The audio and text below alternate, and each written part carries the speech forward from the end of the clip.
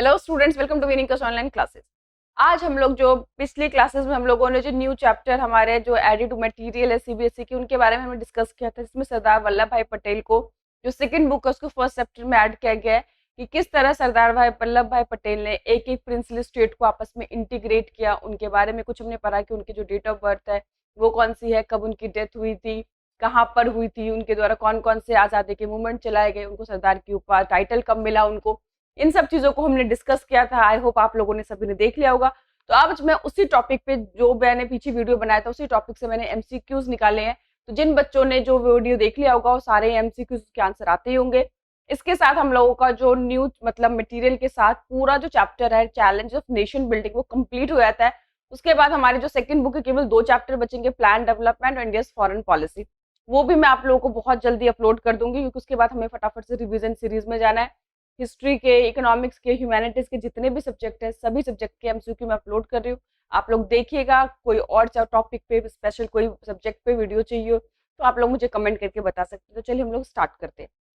सबसे पहले हमारा चैलेंज ऑफ नेशन बिल्डिंग जो है सेकंड बुक का फर्स्ट चैप्टर है, उसमें जो न्यू सीबीएसई ने एडिड मटेरियल है उसके बारे में यहाँ पे हम डिस्कस करेंगे। और हमारा जो पूरा टॉपिक है जो पिछले वीडियो में हमने बताया था सरदार वल्लभ भाई पटेल, उन्हीं से रिलेटेड सारे क्वेश्चन यहाँ पे मैंने सेलेक्ट किए। सबसे पहले कि what is the full name of the Vallabh भाई पटेल की, वल्लभ भाई पटेल का फुल नेम क्या है। ज्यादातर बच्चों को लगता है कि सरदार वल्लभ भाई पटेल का पूरा नाम है, लेकिन ऐसा नहीं है। जैसे कि मैं बताया कि जैसे उनको जो फादर है जब पूरा नाम लिखा है तो उनके फादर का भी नाम लिखा है था, उनके फादर का नाम जावेर भाई पटेल था। तो यहाँ पे फुल नेम क्या हो जाएगा, वल्लभ भाई जावेर भाई पटेल। ठीक है, सरदार उनका नाम नहीं है, सरदार उनको एक टाइटल दिया गया था, समझ में आए। तो सरदार हम उनके नाम को शामिल नहीं करेंगे। तो आपके आगे 4 ऑप्शन दे रखे हैं। पहले वल्लभ भाई जावेर भाई Patel, Sardar Vallabhbhai Patel, A and B both दोनों ही है, या नन। तो आपको पता है ज्यादातर लोगों को ये लगता है कि सरदार वल्लभ भाई पटेल जो उनका पूरा नाम है, तो इनका पूरा नाम सरदार वल्लभ भाई पटेल हम नहीं मानेंगे। क्या मानेंगे, वल्लभ भाई जावेर भाई पटेल जो है, यानी कि जो फर्स्ट ऑप्शन है वो क्या है उनका फुल नेम है, ये आपको। नेक्स्ट है कि who is known as the iron man of India. मैंने बताया था इन्हें लौह पुरुष के नाम से जाना जाता था क्योंकि इनकी टॉलरेंस पावर बहुत ज्यादा थी, बहुत स्ट्रांग थे, अपने बातों के थे। और जब उन्होंने एक एक करके 565 प्रिंसली स्टेट को मिलाया तो उसके बाद भारत में इनको एक टाइटल दिया गया आयरन मैन ऑफ इंडिया का। तो पूछा है कि आयरन मैन ऑफ इंडिया किसे कहा गया, क्या सुभाष चंद्र बोस को कहा गया, क्या भगत सिंह को कहा गया, क्या सरदार वल्लभ भाई पटेल को कहा गया, या महात्मा गांधी को। तो इसका आंसर क्या, सरदार वल्लभ भाई पटेल को कब कहा गया कि जब उन्होंने फॉर्मली, यानी कि बड़े ही मतलब बहुत मुश्किल काम था लेकिन उस मुश्किल काम को उन्होंने करके दिखाया। किस तरह से 565 प्रिंसली स्टेट को इंटीग्रेट किया। हालांकि कुछ स्टेट को मिलाने में उन्हें दिक्कतों का सामना भी करना पड़ा, बट वो अपने इरादे के बहुत मजबूत थे और जिसके कारण उन्हें आयरन मैन ऑफ इंडिया कहा जाता है। नेक्स्ट है कि किस मोमेंट के बाद जो उन्होंने आंदोलन थे, किस आंदोलन के बाद उनको सरदार का टाइटल मिला। अभी मैंने बताया कि सरदार नाम उनका शुरू से नहीं था। 1928 में एक मूवमेंट चला था, उस मूवमेंट को पहली बार सरदार वल्लभ भाई पटेल ने लीडरशिप किया था उस मूवमेंट को। और उस मूवमेंट के सक्सेस के बाद वहां के जो लेडीज थी, वहां की जो वुमेन्स थी, उन्होंने उसको टाइटल दिया था सरदार। सरदार मतलब चीफ लीडर। तो यहाँ पे वही पूछ रहा है कि किस आंदोलन के बाद उनको टाइटल का सरदार मिला था। क्या खेड़ा सत्याग्रह, क्योंकि उन्होंने फर्स्ट सत्याग्रह में भाग लिया था वो खेड़ा था, बट खेड़ा जो नेतृत्व था, लीडरशिप था, वो महात्मा गांधी के द्वारा किया गया था, उनमें उन्होंने पार्टिसिपेट जरूर किया था। दूसरा बारदोली मूवमेंट, तीसरा क्विट इंडिया मूवमेंट, चौथा नन। तो इसका आंसर है बारदोली मूवमेंट 1928 में। ये भी गुजरात में ही मूवमेंट चला था, ये गुजरात के ही थे, आपको पता होगा। स्टार्टिंग में उन्होंने गुजरात में ही काफी काम किए, लेकिन इस मूवमेंट के बाद इनकी जो छवि है, जो इमेज है, वो गुजरात से निकलकर पूरे इंडिया के अंदर पॉपुलैरिटी हुई थी। तो बारदोली मूवमेंट याद रखना है। नेक्स्ट है who played a historical role to integrated princely state, कि 565 रजवाड़ों को मिलाने में किसका एक ऐतिहासिक रोल है। तो ये आंसर तो मुझे लगता है हर एक बच्चों को पता होगा, चाहे जिसने वीडियो नहीं भी देखा हो। तो इसका आंसर सीधा हम करते सरदार वल्लभ भाई पटेल। नेक्स्ट है कि पटेल जी की डेथ कब हुई थी, उनकी डेट ऑफ बर्थ और उनकी डेथ दोनों ही आपको याद रखना है। उनकी डेथ हुई थी 15 दिसंबर 1950 में मुंबई में बिरला हाउस में, और डेथ का जो रीजन था वो हार्ट अटैक था। ठीक है, नेक्स्ट कह रहा है कि जो बारदोली मूवमेंट हुआ जिनके बाद उनको टाइटल दिया गया सरदार का, वो कब हुआ। क्या 1928 में, 1918 में, 1942, 1945। देखिए 2 मूवमेंट उनके लिए बहुत इंपॉर्टेंट है। पहला 1918 खेड़ा वाला, और दूसरा 1928 क्योंकि ये फर्स्ट ऐसा मूवमेंट था जिसको उन्होंने लेड किया था और इस मूवमेंट के बाद उनकी पॉपुलैरिटी बहुत ज्यादा बढ़ गई थी, गुजरात से निकल के पूरे भारत में पहुंच गई थी। तो ये बारदाली मूवमेंट बहुत याद रखना है आपको फिलहाल पटेल जी के केस में। तो इसका आंसर है 1928, 1928 में ये मूवमेंट हुआ था। नेक्स्ट है पटेल का जो बर्थडे है वो किस रूप में सेलिब्रेट किया जाता है। तो आपको पता होगा 2014 में जब नरेंद्र मोदी जी देश के प्रधानमंत्री बने थे, तो 2014 से ही उन्होंने उनके डेट ऑफ बर्थ को राष्ट्रीय एकता दिवस के रूप में या नेशनल यूनिटी डे भी हम कह सकते हैं, उसके रूप में हर साल सेलिब्रेट किया जाता है। तो वही पूछ रहे कि पटेल जी की बर्थडे को ऐसा हम क्या सेलिब्रेट करते हैं।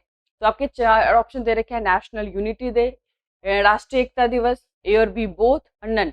तो आंसर है ए और बी बोथ, क्योंकि इंग्लिश में उसको नेशनल यूनिटी डे और हिंदी में राष्ट्रीय एकता दिवस उसे कहा जाता है। दोनों ही नाम उसके एक ही मतलब है। नेक्स्ट है कि उनके डेडिकेट जो मेमोरियल है, आपको पता है सरदार वल्लभ भाई पटेल को डेडिकेट करने के लिए, क्योंकि मैंने कहा ना वो आयरन मैन ऑफ इंडिया, उन्होंने इतना बड़ा देश को आजाद कराने से लेकर देश को इंटीग्रेट करने में, अखंड भारत को बनाने में उनका बहुत बड़ा योगदान है। तो इसीलिए उनको एक रिस्पेक्ट दिया गया, डेडिकेट दिया गया। जो मेमोरियल बनाया गया है, वो जो स्टेचू बनाया गया है, उस स्टेचू का नाम क्या है? क्या स्टेचू ऑफ लिबर्टी है, क्या स्टेचू ऑफ यूनिटी है? ये दोनों ही इनको डेडिकेट किया गया है या इसमें से कोई भी नहीं? तो इसका आंसर सबको पता होगा, स्टेचू ऑफ यूनिटी। क्योंकि यूनिटी बेसिकली, क्योंकि मैंने बताया था ना, ये जो काम है किस तरह से देश को उन्होंने यूनाइट किया, एकता के सूत्र में बांध कर रखा, नॉर्थ से वेस्ट तक, साउथ से पूरे विश्व जो आजकल आपको अखंड दिखता है, ये सारा जो क्रेडिट है पटेल जी को है। नहीं तो आज सोच रही थी भारत के अंदर नहीं कितने नए नए देश होते और एक देश से दूसरे देश जाने के लिए हमें कितने वीजा लगाने पड़ती है। टूटा हुआ भारत आपको मिलता अगर पटेल जी अगर देश को इंटीग्रेट आपस में नहीं करते तो। फिर कह रहा है कि ये जो स्टेचू ऑफ यूनिटी है वो किस जगह पे सिचुएटेड है। तो सबको पता है कि बेसिकली अगर नहीं भी है थोड़ा बहुत दिमाग लगा सकते हैं कि पटेल जी गुजरात के थे, गुजरात से ही उन्होंने काम स्टार्ट किया था, गुजरात के लोगों के लिए बहुत कुछ काम किया था। नरेंद्र मोदी भी हैं, वो भी गुजरात के हैं, गुजरात में जब वो सीएम थे तभी उन्होंने काम स्टार्ट किया था। हालांकि कंप्लीट होते होते वो देश के पीएम बन गए थे, बट जब वो सीएम थे तभी उन्होंने कंस्ट्रक्शन का काम स्टार्ट कर दिया था। इसका आंसर क्या है? गुजरात में ये सिचुएटेड है। तो जब मैं आपको कोई भी चीज बताती हूँ उसके पीछे बैकग्राउंड की स्टोरी इसीलिए बताती हूँ ताकि आपको याद रहे। एकदम से आंसर याद नहीं होता, लेकिन पीछे के बैकग्राउंड से क्या होता है वो चीजें आपको याद रहती है। नेक्स्ट है कि अगर स्टैचू ऑफ यूनिटी जो बनाया गया है, आपको पता है पूरे विश्व का सबसे टॉलेस्ट स्टैचू है, तो उसकी हाइट कितनी है? क्या 172, 182 मीटर, 165 मीटर और 235 मीटर? तो सही आंसर है बी, 182 मीटर। पहले चाइना के पास ये था, लेकिन आज अब जो है ये हमारे पास आ गया है कि अब सबसे टॉलेस्ट बिल्डिंग जो है वो भारत के अंदर है और उसकी हाइट क्या है? 182।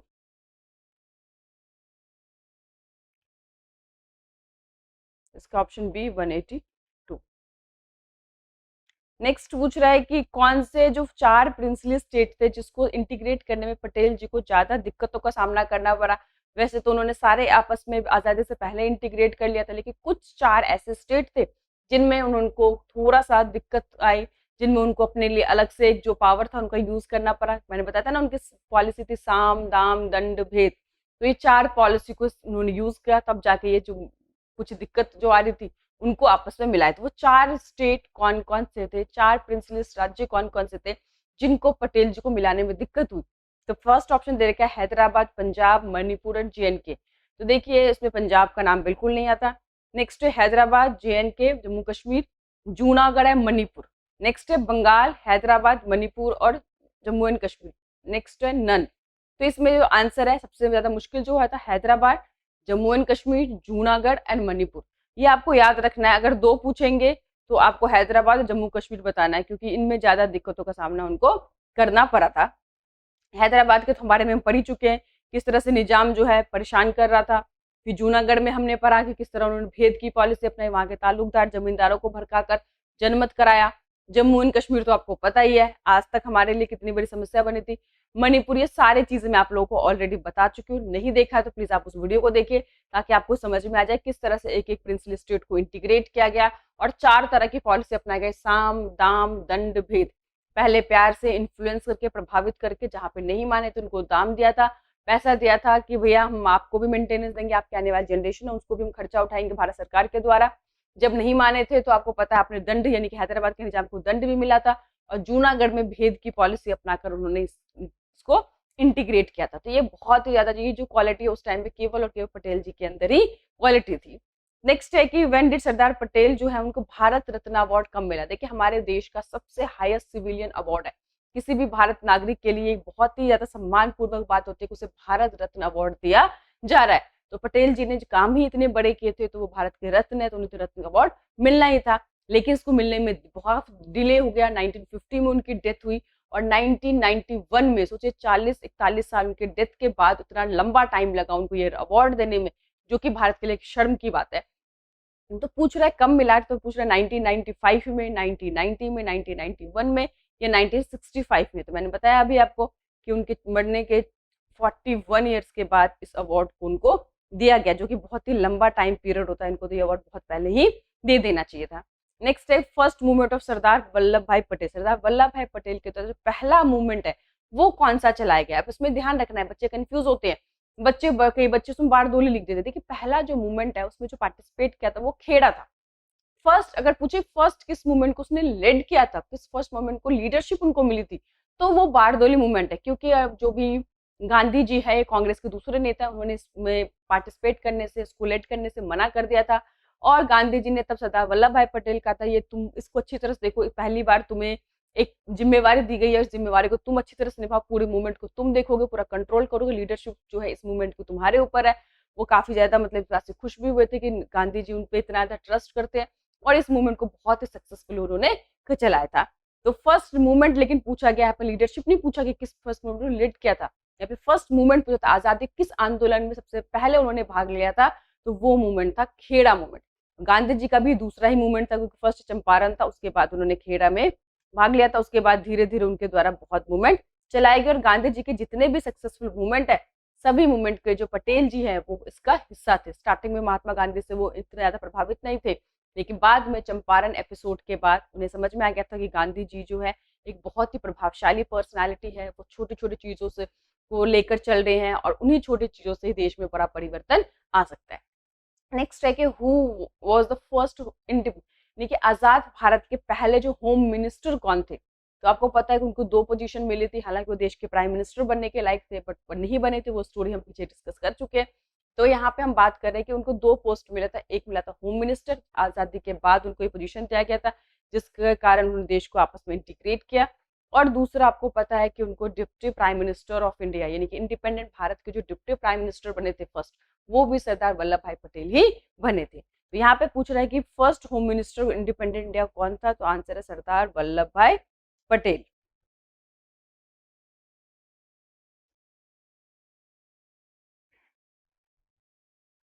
नेक्स्ट पूछ रहा है पटेल जी की जो बॉन्ड कब हुए थे, मैंने बताया आपको 31 अक्टूबर, उन्हीं के डेट ऑफ बर्थ को याद करके हम लोग राष्ट्रीय एकता दिवस या नेशनल यूनिटी दिवस मनाया जाता है।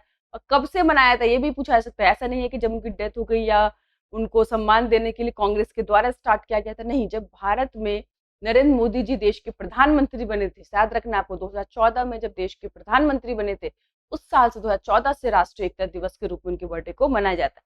तो इससे पहले चाचा नेहरू का बर्थडे चिल्ड्रंस डे के रूप में मनाया जाता था, गांधी जयंती मनाया जाता था, लेकिन सरदार वल्लभ भाई पटेल के डेट ऑफ बर्थ को कोई भी बच्चा नहीं जानता था। लेकिन आज जो है हर बच्चा जो है राष्ट्रीय एकता दिवस के रूप में उनके डेट ऑफ बर्थ को याद करता है।